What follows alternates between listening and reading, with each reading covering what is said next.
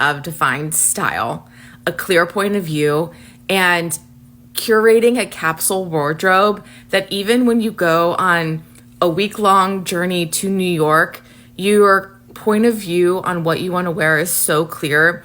You're able to mix and match pieces and still look absolutely chic and elegant, and as if you are putting new outfits together. And this I love because it's like a pull from the Armani tuxedo suit that she was wearing, but this is a little bit more casual, just a little bit more business. And I love that you can see the through line between those two outfits. Then I loved this one that she came out, which was the combo color flip, where she was wearing gray with a black coat versus black with a gray kind of blazer. But she's utilizing the same pump over and over. Her accessories are the same when it comes to like her jewelry, her eyewear, sometimes her bag. And she just looks absolutely chic, elegant, like soft sophistication. And this is absolutely what I aspire to when I'm not in my pajamas, but when I'm actually like dressing for the day, for an event, for work, like whatever. She just gives off like, I am professional, but I'm going to look stylish. I'm going to look good. I'm going to look put together and absolutely gorgeous while I'm doing it. And she takes no prisoners with it and just absolutely pulls it off. And she's just like us, changing into a flat, out of her heels for the day to walk around the streets of New York. But this also just shows you where she's utilizing the same accessories over and over, that when you have a strong point of view in really solid pieces that you can mix and match, your wardrobe just really starts working for you versus against you. And then the absolute gasp I had for this dress, I love the simple strapless A-line. This is such a classic cut of a dress. I love that it's in like a heavier fall tweed fabric. And that is where like the interest is coming from, in this simple like pattern and texture. And again, the accessories we've seen every single day, but she just looks so herself, so confident, stunning. And in my eyes, her and Harry can do no wrong. She will forever be, and I will repeat it over and over, just my personal style inspiration. And what she's been doing in New York has me absolutely in awe and absolutely questioning my own wardrobe at this point. So I always thought that Carla Bruni was so beautiful, loved her style, loved her music. So then I was really disappointed when a few years ago she posted this, implying that Meghan Markle is like Yoko Ono, like really lame, ew. Also just unbecoming of someone like that to post. Like that's like a Karen post, like what are you doing? And then I found out this week that her husband's going to prison for 5 years. There's no connection between those two things. I thought that was interesting. So who remembers when former French First Lady posted this on her Instagram, a picture of Prince Harry and Duchess Meghan with Yoko Ono's face on Duchess Meghan's body, basically insinuating that Meghan is somehow controlling Harry in the same sexist way they used to talk about Yoko Ono and John Lennon. It was so unprovoked, so unnecessary. You know, Carla Bruni as a first lady faced so much scrutiny as a woman in media, and to see her do this, it was just like, what and why? One day there will be academic studies, psychological studies on the way Duchess Meghan triggered some of these Karens. But as we all know, karma knows everybody's address, and it has come knocking on Carla Bruni's door. Also on the door of her husband, former French President Nicolas Sarkozy, who arrived in prison to begin serving a 5-year sentence for criminal conspiracy to finance his 2007 election campaign with funds from Libya. From the State House to the jailhouse. Oh, and that's not the only house that Karma visited this week. Mike Graham of the Talk Breakfast Show, he's been sacked after RS posts on his Facebook account. He has come after Harry and Meghan repeatedly. I think I might actually do a whole series on people who got visited by Karma and the ancestors after they hated on Duchess Meghan. Because for real, there's so many. For the last time, keep Duchess Meghan's name out of your mouth.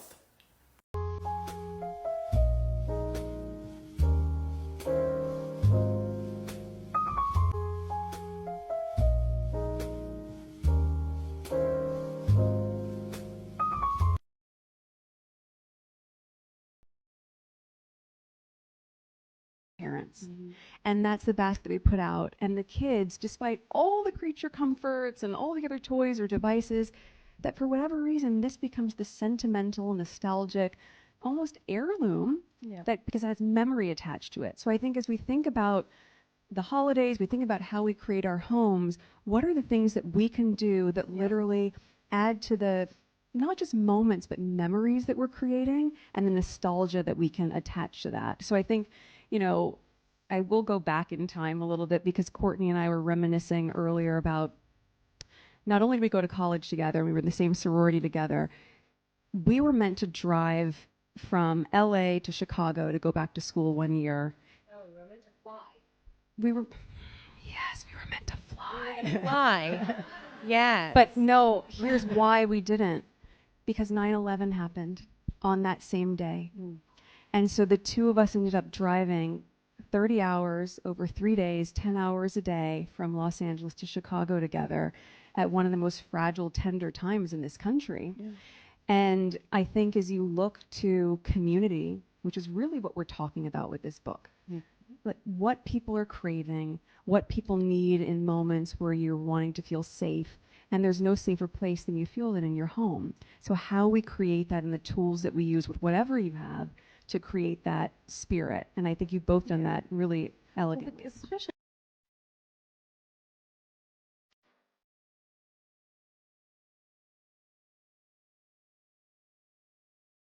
Meghan Markle needs to stay far away from the UK. Did you know Harry and Meghan's wedding was watched by 1.9 billion people globally? It was the highest viewed royal wedding of all time, and it brought in over $1 billion in tourism and merch sales, making it one of the most successful royal events in history. And therein lies the problem. Meghan is too big a draw, too big a fish for the tiny pond that is the royal family. She made the world stop and stare, not just England. I like to call it the Diana effect. It wasn't that she wasn't good enough for the job. It's that she was too good at the job. Look at old sourpuss back there hating on his wife. Meghan was too well received. She represented the wrong kind of people. She was too loved by the public, too popular to ever play second fiddle. And while before the wedding it was mainly royal reporters and her gutter rat family that were against her, after their historic ratings-shattering wedding that played out like a Disney-designed fairy tale, it would quickly become the entire institution determined to see her demise. They weren't prepared for what she would mean to us. They didn't expect her to take the work so seriously. They didn't realize she had far more to offer than a pretty face, and they certainly didn't forecast love for Meg deflating interest in the heirs. For the firm, the Markle sparkle was just a little too bright and she worked a little too hard. In their minds, her duty was to shut up, sit back, and smile when told to. But Meghan is not a do-nothing bitch. She came with experience and education, and a natural charisma that allows her to connect and affect real change. She was never going to be a smile and wave girl, a sit down, shut up, and do what we say girl.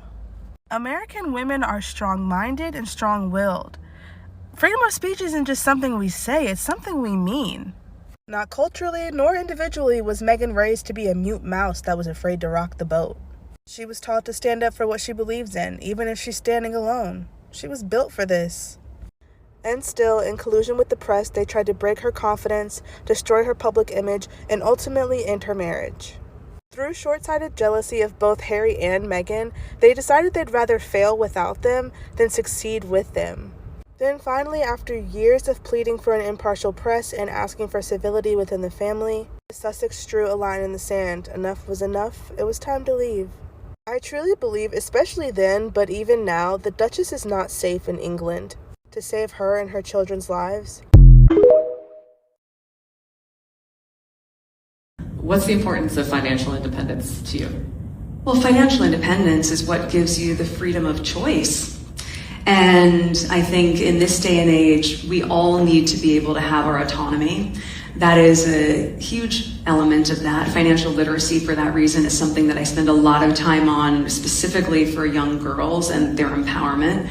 And I think as women, especially in a room like this, we can all probably agree that as women, when we're supporting each other for all of these elements that might not necessarily be the ones that people want to hear us talk about, there's nothing taboo. Doesn't need to be anything taboo about talking about our financial independence or our independence overall. And as women, when we support each other, we are not simply supporting each other's lives, we're supporting each other's legacies. And that's the piece that's so powerful. When I'm supporting or investing in another female founder, I am investing in what she's going to do for the culture, for her business, the legacy she's going to.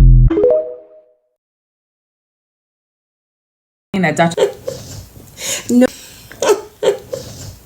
No, no, no, no, no, no, no, no, no, no. Too late. Too late for you to pretend like you did not know what you were doing to Harry and Meghan. Not just what you were doing, what you are doing, because up until this very moment, they're still writing negative headlines after negative headlines about Harry and Meghan, still talking about stripping their titles when they know that's not something they can do. Still whipping up negative sentiments against Meghan and Harry. So no, no, no, no. They're not your whipping toys. They're not your whipping boys. You can't suddenly remember now that you owe them an apology after all these years of attack, constant attack, non-stop attacks. Every time something goes wrong in a royal family, there's a scandal or there's an issue or problem, they suddenly remember Harry and Meghan. They suddenly remember they owe them an apology. I'm not Harry and Meghan, but on their behalf, we're not accepting your apologies. No way. They've gone. You treated them badly. You treated Meghan badly from 2016 when Harry had to beg the press to stop the racist attack. Harry put this out. So no, your silly whatever apology that you have now is not accepted on Harry and Meghan's behalf. Because even if you read the article, and I didn't really read it because I know the British media, they just never can write anything well. They would always have to be snarky. They were still snarky about it in there. You're trying to apologize and ask people to come back, and you're still being snarky. For what? Anyways, nobody cares about any of that. You can keep your silly apologies. Meghan's thriving in Montecito. She has her thriving business that It was so interesting. So when I came here last time, we did a group session, and you asked all the ladies to name something positive they'd done in the week. Yes. It was quite a stumbling block for some of us. Yes. Because people had to really think. You asked them what the negative aspects of the week had been, you would have been flooded. But Yes. because it was positive, we all had to really think hard. Do you remember? No. The skills which Diana brings to encounters like these impress charity professionals and clients. He'd be crying, yes, and then you'd have to be the mother, having been the abused wife before. Yeah. People are too frightened to take the complaints higher up the chain. Bearing in mind Prince Andrew was the Queen's favourite, no one would dare, make an issue with regards to his attitude. Is he an intimidating figure in his own right? I'd say so, yeah. I mean, I can give you numerous incidents of us doing our job and basically being lambasted for following the procedure. In so much so that we used to break the rules for him in order to have an easy life, if you want to call it that. Like what sort of rules were you breaking? So, for example, he used to have a lot of young ladies come to the palace during up to about 5 o'clock, his sort of office working hours. So what would happen is at the front of the palace there's a security post called the North Centre Gate, and that's where all the appointments for the day are held. So there's another security post within the palace. All members of the royal family, their personal household, would send down the appointments for each royal. They would be then transferred to us, so we would know who's coming in at what time to see who. So the procedure would be, they would present themselves to us at the North Centre Gate, we would check their ID, ring up to check the book to make sure their name's in the book, and then send them up to the next security post, where they would be met by the member of the household for that particular royal. Now, Prince Andrew followed that procedure to a degree, but then after 5 o'clock, when the working palace closed down, his private guests would turn up. We were not privy to the names of the women turning up. So basically that would mean we were letting people in, we didn't really know who they were, which is contravening a strict security protocol. We should know who is coming into the palace and have some kind of record.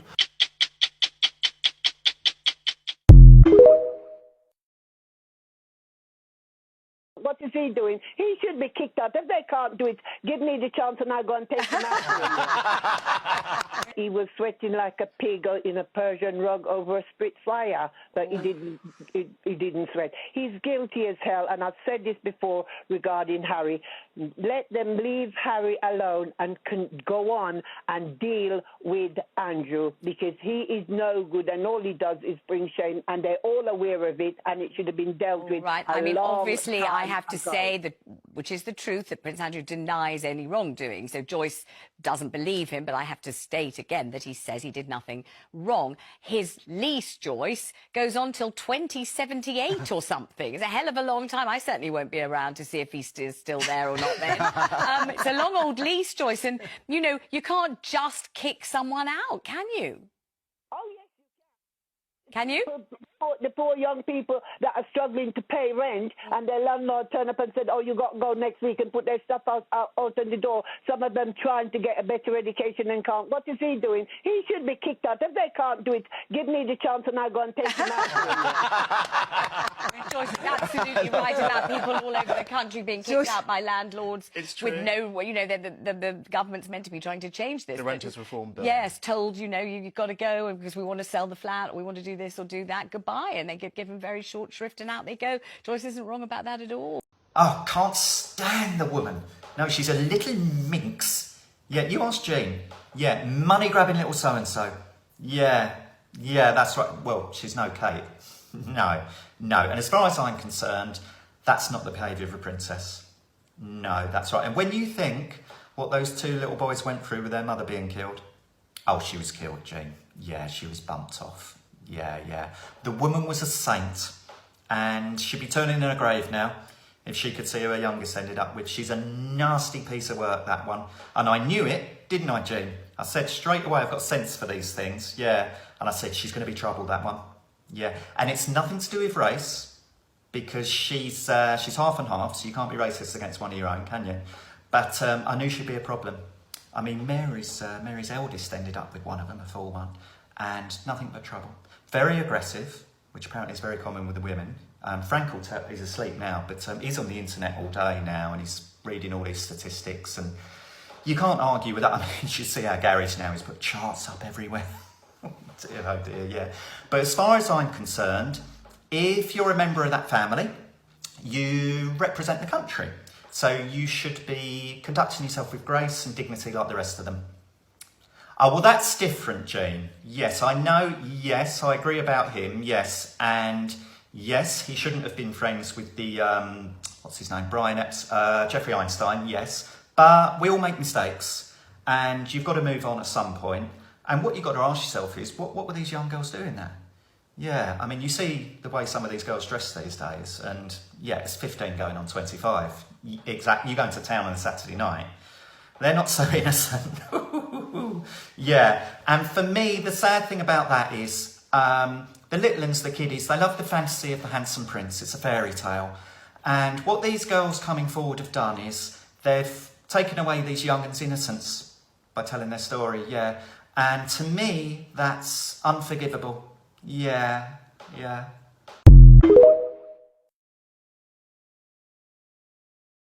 The Invictus Center in Nigeria is the first of its kind. A dedicated centre across 13 hectares that will provide opportunities for those that have served their country to benefit from the power of sport for generations to come. At the Center of Recovery, it has been discovered that sports plays a very important role. This is seen as a result of the collaboration between the Nigerian military and the Invictus Games Foundation. This is what Invictus does best. It catalyzes change. It shows what is possible when courage is met with opportunity, and when recovery is supported by respect and community. We were one of the recent members to join the Invictus family. We had the opportunity to visit the games in Vancouver. It was whilst we were there, the families that were formed and the stories that were shared was so inspiring that when we went back home, it was so magnifying to say that, you know what, we're not alone. There are others that are also healing through sports. Not only have they established these incredible sports recovery programs in Nigeria, they have also taken an incredible decision to build a brand new sports recovery facility in Abuja. We've been really honoured to be championed by General Musa OFR, the Chief of Defence Staff, the head of the military in Nigeria, and also supported at a political level by the Right Honourable Mr. Abu Bakar, the Defence Minister in Nigeria. For these men and women, this will be the first time that they come into contact with the Invictus spirit. It will give them hope, and they realise that sports will be part of their recovery and rehabilitation journey to move them beyond injury. My hope is that in the very near future, we will be celebrating Invictus communities right across Africa and beyond for the benefit of all. Nigeria has become an example for other African countries of how brick and mortar can turn into realities of full recovery for the military personnel within the continent. We believe that it's only a stepping stone, it's a gateway for many to come, healing through well-designed, culturally intuitive, resonating hope, and looking at the future of sports recovery. We're really excited about that. Of Sussex have joined hundreds of experts and global figures calling for the immediate ban on developing what's known as artificial superintelligence, technology that could outthink and outperform humans across virtually all tasks. They signed an open statement organized by the Future of Life Institute, warning that if humanity keeps chasing more powerful AI systems without global consensus or safety controls, we risk not just losing jobs and privacy, but actual human autonomy. In the statement, the group demands a halt on creating any AI systems that could surpass human intelligence until scientists can agree that it can be done safely, and until there's strong public support for it. The list of signatories includes everyone from tech pioneers like Geoffrey Hinton and Yoshua Bengio to policymakers, academics, and even cultural figures, showing just how wide the concern has become. Prince Harry added his own words, saying, "The future of AI should serve humanity, not replace it. The true test of progress isn't how fast we move, but how wisely we steer. There is no second chance." And he's right. This isn't science fiction anymore. AI is accelerating faster than regulation can catch up, and the potential consequences aren't abstract. We're talking about systems that can rewrite economies, manipulate democracies, and reshape what it means to be human. Prince Harry and Meghan, the Duchess of Sussex's involvement matters because they've been consistent about one thing: accountability in the digital age. They've spoken about online safety, algorithmic harm, and tech addiction long before it was trendy. Their participation brings global visibility to an issue that's often buried in technical jargon. They're using their platform to sound the alarm, saying this isn't just about innovation, it's about survival. Whether the world listens is another story. Tech companies are in a race to build faster, smarter systems, with almost celebrity makeup artist best known for his glowing, natural looks and his close friendship with Meghan, the Duchess of Sussex, just unveiled a brand new collection. But this time, it's not makeup, it's candles. Daniel has partnered with Companion Candles to launch La Forêt Noire, a limited edition pet-friendly candle that officially drops on October 23rd. The scent is described as smoky, earthy, and refined, blending winter mint and embered juniper to create something dark and moodier than the typical fall fragrance. Daniel said he wanted to feel grounded, like a cozy forest at dusk,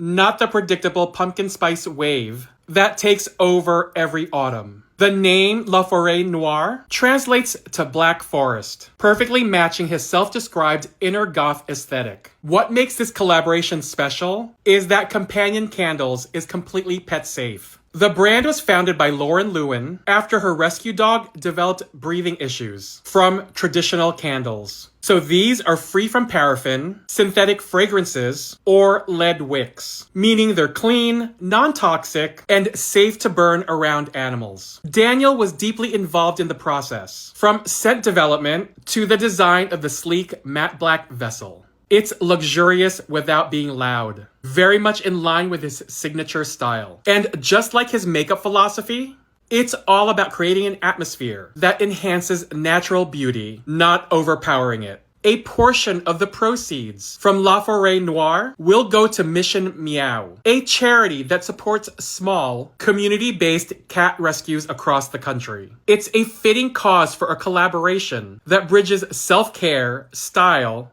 and compassion for animals. Daniel Martin isn't just selling a candle. He's creating an experience, one that feels intentional, personal, and rooted in warmth and wellness. It's beauty beyond the mirror, a reminder that glow can come from the light you live in, not just the makeup you wear. Daniel Martin, Kenzie really impressed me. One of the most important things in an event is to stay cool. Corey had the problem with the band. Kenzie really was ready to step up and be a team player. She really wanted to take the fault for it, and a lot of people usually throw people under the bus and move out the way. So I really respected that about her. Kenzie, why are you crying? I've never done anything this big before, so... You did a great job. Thanks. As he said, your party is a success, which means that you are both safe from elimination. So congratulations. No relationship with him. There's no proof that Prince Harry has nurtured any type of relationship with Sean P. Diddy Combs. And as somebody that's worked for Diddy, I can assure you that he doesn't need Prince Harry when it comes to, you know, any sort of cool points over the years. I've never seen him have to name drop. I love my people. Lady Rosie here. How y'all doing?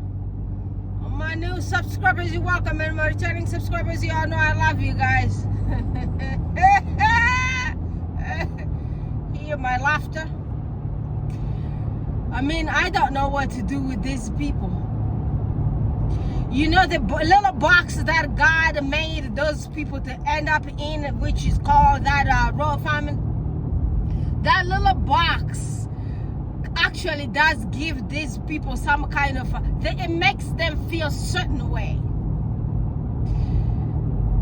you know, and then they corrupt every single person around them, the press and every single damn thing.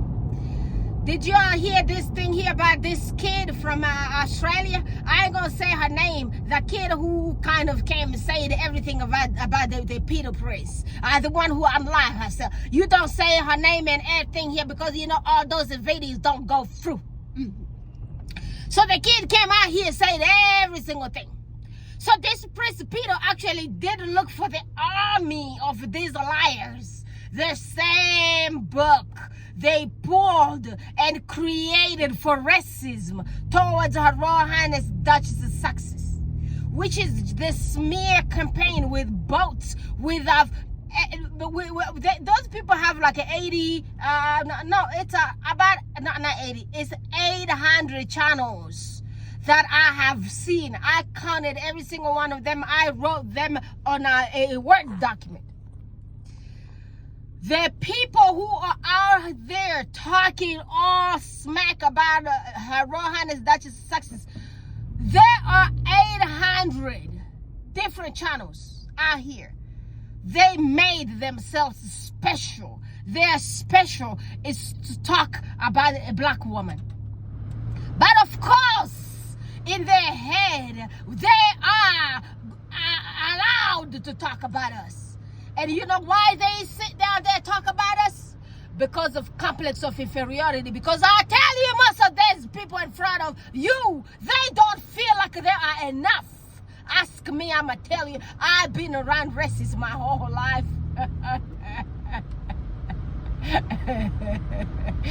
I've been around racists my whole life, I tell you that. When you are in front of the real one, the hateful one, they always feel less than. And I bet you Piers Morgan feels that way.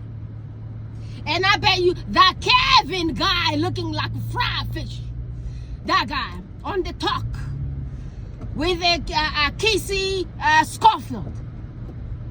Do you see how all those people look? Do you see how Kinsey looks? Do you see all those who want to miss Becky? You miss Becky? All of those people. I mean, look at all those people.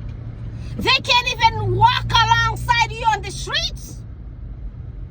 You know, when you, the queen, walking around here and have your head up high die walking those streets. I tell you, heads turns. Look at the streets. Look at the roads when you even driving. Look at the streets when you are walking. Look around you. You turn heads, my queen. Meanwhile, you got these racists out here. I mean, the real one. The real racists. Those people feel so bad. And those people are corrupt. You know what they call them? They call them subjects. And those people are subjects of the monarchy. They are subjects. They are nobody. And that's how they actually portray themselves out here to you. And they come out here tell you, I'm fighting for my master, and that I am their subject. We are subjects, and therefore we're going to be treated as subjects, and we need to sit out here and fight for our masters. It doesn't matter if they do their jobs or if they don't. We're still okay because we ain't got no substance. We ain't got no experience. We got everything from inheritance from grandma that we unalive. We got stuff from mama who had a terminal illness that we unalive with morphine. We got like everything free. And therefore we feel bad for ourselves. We feel guilty because guess what we did? We rushed into inheritance. And how we did that? We sat down there, drank those yellow wine that y'all guys be calling white. Those wine actually look yellow. Those people are in bottles, and none of them who's sober like me. I cannot sit in rooms with these people. These people are high every single minute. They do not know how it is to be sober. They don't. They gotta be high on something. That's why you see all those prescriptions of antidepressants. You see the prescription of opioids. You see prescription of all those other kind of substances in these people's rooms. Because them people are not happy. And them people lack experience. Them people feel bad about themselves. Them people have low self-esteem. Therefore, it's easy to buy them. So that's why that Virginia kid, Precipito, went and looked for the people to smear the kid. And guess who came out here and told on him? One security officer from the palaces. Yeah, the head of police of the palaces came out here and told him. Yeah, he was like, well, this thing was so dirty. Prince Peter approached me and told me to look for boats, to look for heinous, hateful people, create the army of people out here to hate on that innocent soul. And where she is today, it's a history. So the same machine God created against our own blood, Princess Meghan Success. They created this machine against her. And those people, we all know who they are. And I tell you, in real life, you gotta really feel bad about your damn self to sit down there to hate on one person, a woman, being hated by numbers of misogynist men around. And they have no shame.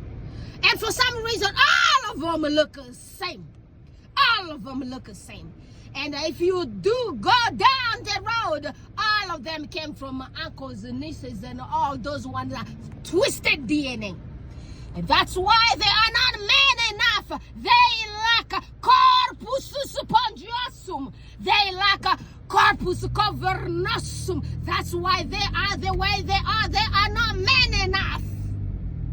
Because of the twisted chromosome of DNA from our uncles and nieces and all those. Y'all know the mixture I'm talking about here is called the incest, and all those inbred come from all those. I don't be saying some other words straight because you know this platform here, they guess me because they say my mouth a little bit too loud, and when you mouth a little bit too loud, they check every single word that you say. So sometimes you try to twist your words yourself because them people full of you know, they're full of Come on, y'all need to make me stop saying stuff, you know.